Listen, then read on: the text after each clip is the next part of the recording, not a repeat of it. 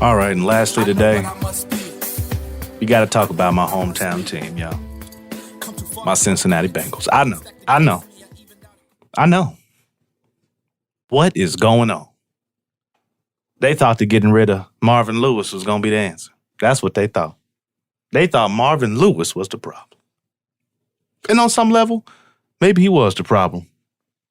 Because to me, he picked Andy Dalton. Now, Andy Dalton is a good person. Andy Dalton is a great individual. He does great work around the city. He has been to a bunch of charity events for his foundation. Him and his beautiful wife. Has some people that met them in person and said they had nothing but great glowing reviews. Andy Dalton is a gentleman. But he's not a good quarterback. Not for the Bengals. Right now, as the Bengals sit below, not atop, as the Bengals sit below the conference, last place, haven't had a win yet, 0-5. Andy Dalton is currently ranked 29th in QBR. I believe it's 7 touchdowns, 4 interceptions. And you know what? I can't even blame him because he was set last week. He was destroyed. Most sacks a quarterback has had this season. So I'm not even going to blame him because the offense as a whole has always been the issue. Even when Marvin Lewis was the coach, the defense was so solid. And I think that's because Marvin Lewis was, he leaned on the defense. Matter of fact, we had a defensive coordinator snatched up that I don't know if he's still coaching for the Minnesota. Y'all let me know out there, and the Vikings coach who he is. But yeah, I think they snatched him up. So the defense has always been real solid. It's always been real focused and real driven, but the offense has always gone through A.J. Green. When A.J. Green has a good game, most of the time the Bengals look pretty good. But the reason we haven't won the playoffs is because the offense was run through A.J. Green.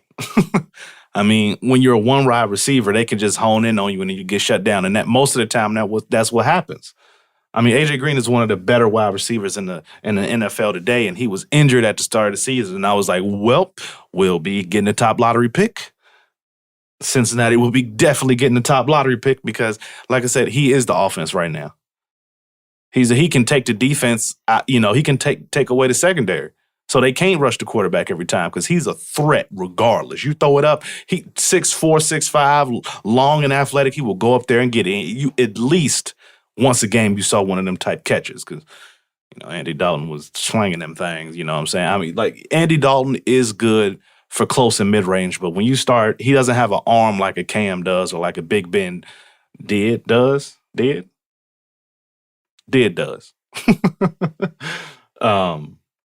But he's a good leader and he's a good football player. But watch, same way they did Marvin Lewis, I'm going to say about Andy Dalton, it's time for him to go too. But since Zach Taylor is a new coach, usually in these situations, you see new coaches, if they're there for, any length of time, they usually try to bring in their own guys, and that involves their own quarterback that they see.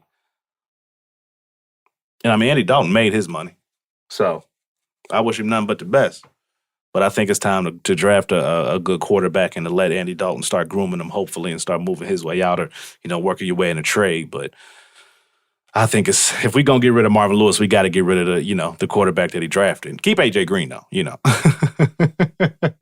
Keep Green. But I just think we got to get somebody with an arm to really sling that thing to Green, and then we can get that running game going with the backs that we have. So I really hope the Bengals can. Next year, I hope the Bengals can do something. This year is probably going to be a learning year. Like I said, we 0-5 in last place. Not to say that the conference is strong. I think the Ravens are leading our division 2-3. So it's not like we just killing it over here in the North. But we'll see what happens. This all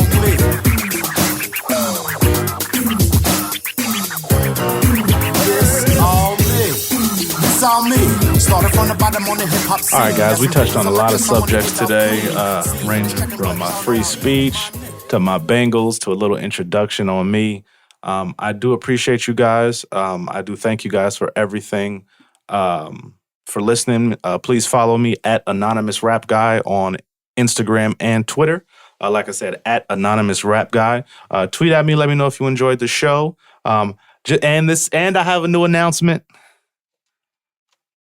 Since doing this podcast, like I said, this is a way for me to relate to my creators and to my other people out there that like to express themselves. And I think this podcast will be as much for people as it is for me, and for me to find a way to be expressive and creative. And I'm making an announcement that I am starting to work on a new project.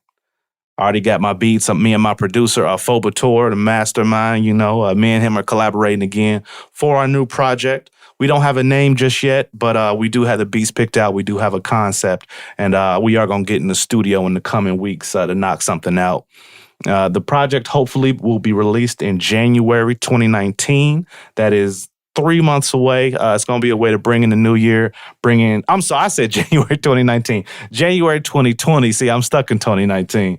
It's just a way to bring in the new year. So look out for it. We will be having some upcoming announcements, some upcoming releases. So follow us, me at Anonymous Rap Guy.